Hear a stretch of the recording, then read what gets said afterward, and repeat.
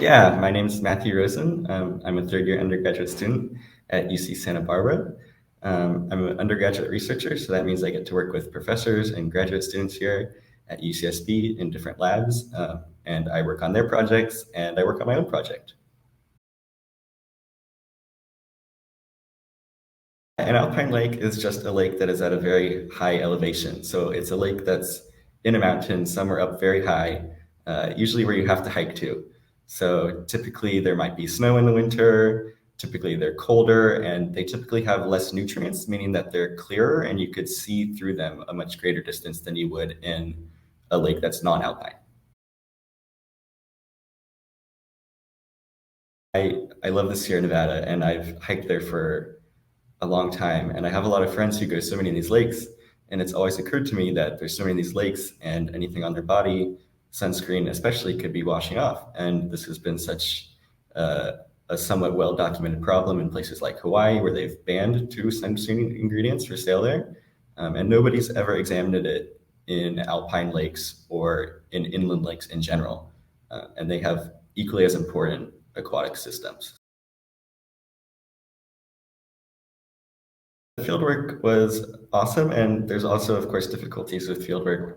So for most of the sites, many of them were drive ups.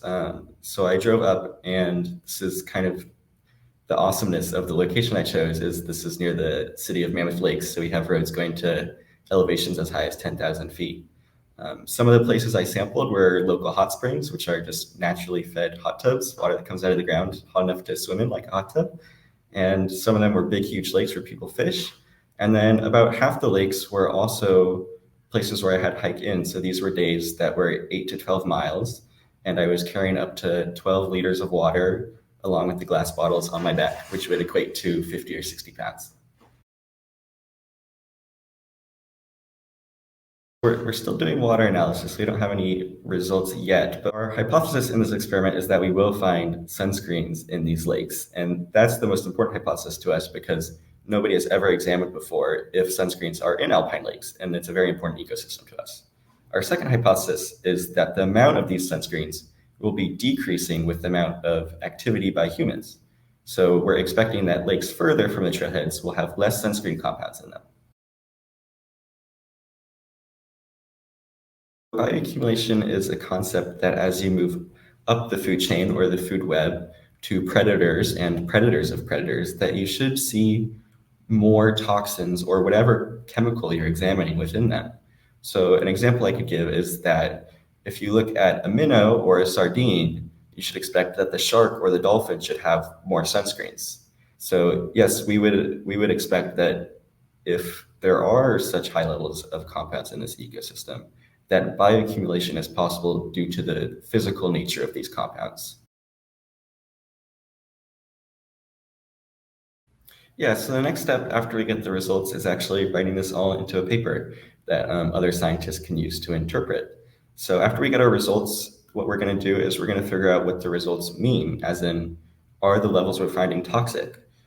So while an interesting result would be to say that yes, there's toxic levels, of course, we're hoping that that's not true and that there's actually not hugely toxic amounts of sunscreens in these lakes. And this is actually a difficult task in itself because you have to review many papers, which are all conducted in different ways, and figure out how people are deciding what an appropriate amount of chemicals is to have in these environments. I think about this all the time because I've always wanted to do science and I've always wanted to work in a laboratory. And in my first year, I actually got that chance. So I've been working in labs since my first year of college. It all started really with a YouTube video. I got interested in aquariums and keeping fish in my house and how fish work and what they do. And I got my own aquariums. And at one point, I had 12 aquariums in my room, which was really awesome. And when I moved to college, I had to give up aquariums, but I continued to do work in the lab. So I started working on a project with insects. We looked at insects under a microscope, and this just came about because I saw a post asking if anybody wanted to work in a lab. And from there, I started working with graduate students here, people who are getting their PhD and their doctorates. And they handed me some more advanced projects where I was able to give my insight and communicate with them what I thought about the project. And from there, it eventually became where I was running my own project.